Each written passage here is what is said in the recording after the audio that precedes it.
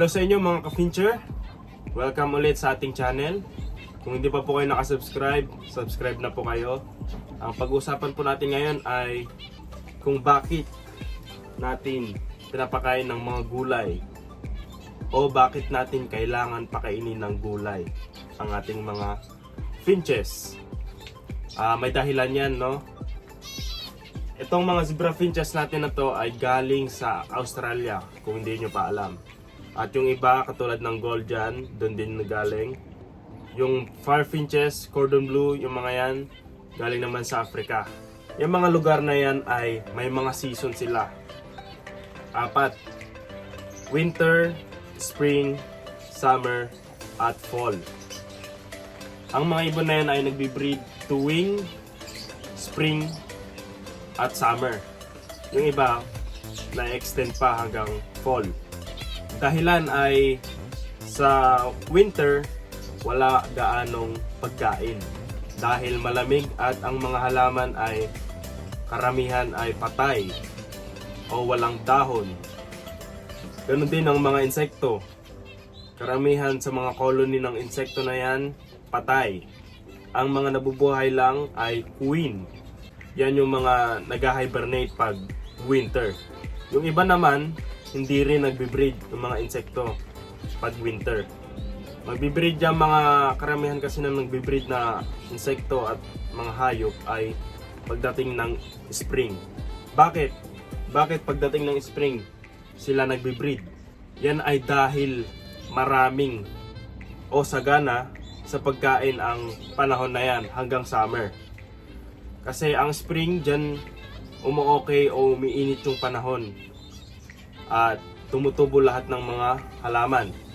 At dyan din namumulaklak karamihan ng mga halaman at yung mga queen na nag-hibernate nung winter, magigising na sila at magpaparami ulit ng mga insekto.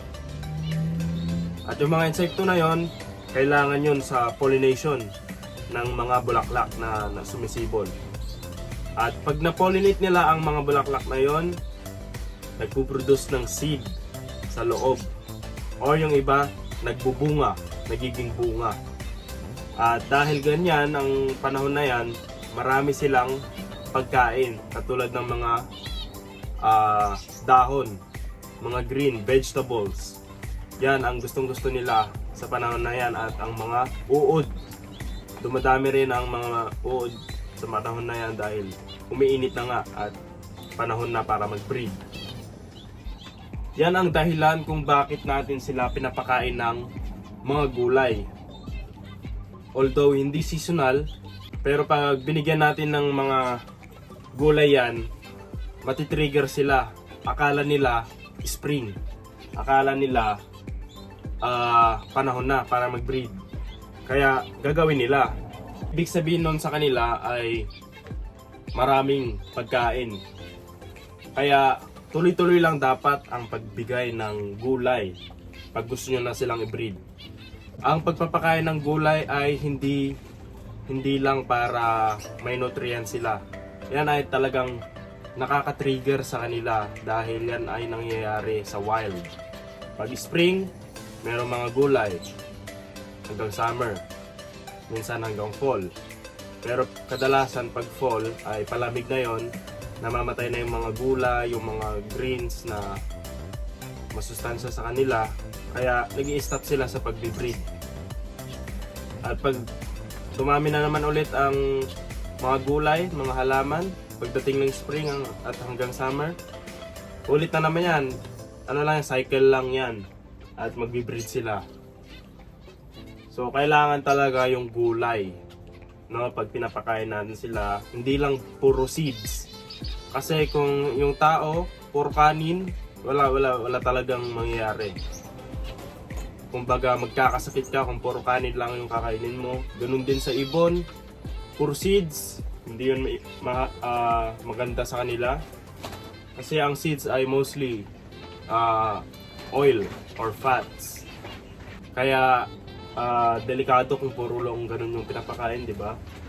Kaya kailangan din ng mga egg food, soft food, yan, mga greens. Yan ang nagtitrigger talaga sa kanila mag-breed. Kung ayaw nyo sila mag-breed, Huwag niyong pakainin ng greens, soft food, minsan lang. Huwag tuloy-tuloy. At seeds lang. At paghiwalay niyo yung lalaki at babae kung ayaw silang mag-breed. Pero kung gusto niyo mag-breed, samahin niyo sila at tuloy-tuloy ang pagpapakain ng mga greens, soft food, yung mga yan. Yan kasi ang magbibigay sa kanila ng sustansya para mag-breed at mag-trigger talaga. Yan po ang dahilan kung bakit natin sila binibigyan ng gulay. Hindi lang sa nutrients, kundi pang pa-trigger para mag-breed. So ang gawin nyo para talaga mag-trigger sa kanila, kasi kung lagi-lagi nyo talagang pinapakain ng gulay yan, kumbaga naging routine na, hindi na yun magiging trigger. Kaya ang dapat, may pahinga yung pag-breed. Paghihiwalayin yung lalaki at babae, siguro 1 buwan, pakainin nyo lang ng seeds or pangpakondisyon. At pag okay sila, masigla, malusog, pagsamahin nyo ulit after ng break. Tapos, pag nakapag-bond na sila, or dati ng pares, mag-breed agad yan, lalo na binibigyan nyo sila ng mga gulay at soft food. At pag nakapag-breed na ulit sila, tapos na, malaki na yung inakay, break ulit. Or kung kaya pang mag-second clutch, okay lang.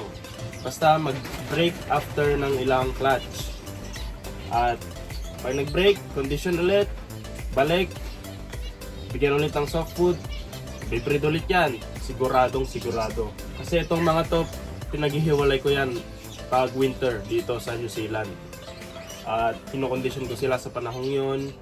Kaya pag pinagsama ko ulit sila sa mga breeding cage natin, yung lalaki, kakanta agad yan at papatong sa babae.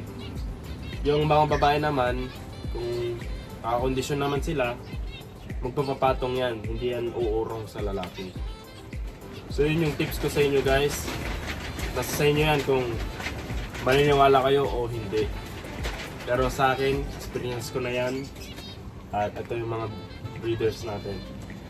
So ipapakita ko sa inyo ang aking mga pinapakain sa kanila. So ito yung pinapakain natin mga ka-fincher at mga kaibon. Meron tayong mga gulay dyan. Yan yung mga green. Iba-ibang gulay. Yan. May pechay, may lettuce. Ito naman, grits at itlog, eggshell. So ito, nabili ko siya sa pet store. 2 kg fine grit. Tapos yung itlog, ito ay inipon ko lang yan at dinurog-durog ko. At ito namang yellow dito, yan ay soft food na nabili ko. So ito siya, gold and fruit condition food ang tawag. So dito yan sa New Zealand ginawa. Ito yung laman niya, nandyan, ingredients. So yun lang yung pinapakain natin ngayon. So lalagay na natin yan sa ating mga breeding cage. Ito yung mga society finches natin, bibigyan natin sila.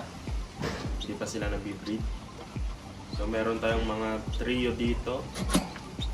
Ayan. Ito rin, bigyan natin ito. Yung iba, dalawa lang.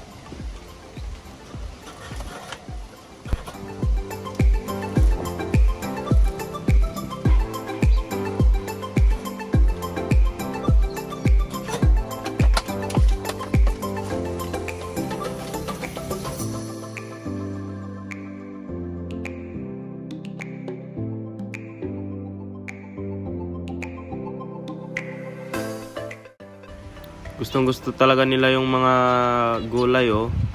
Yan talaga yung una nilang kinakain. Pag naubos na yan, susunod na yung condition food na kulay yellow. Yan, gustong gusto nila yan.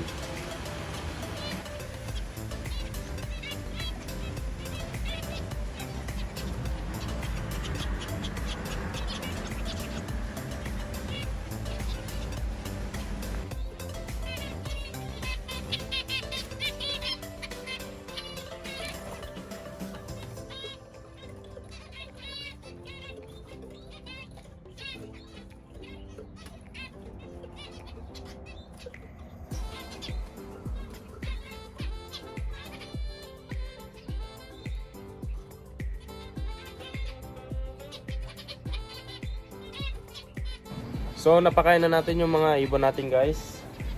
Yung iba ito, yung nandito,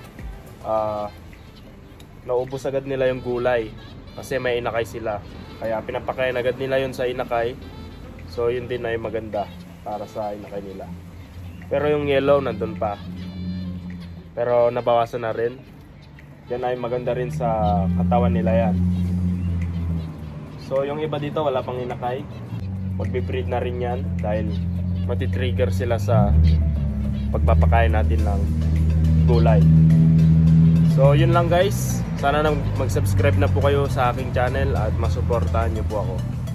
Salamat pong muli at see you on my next video.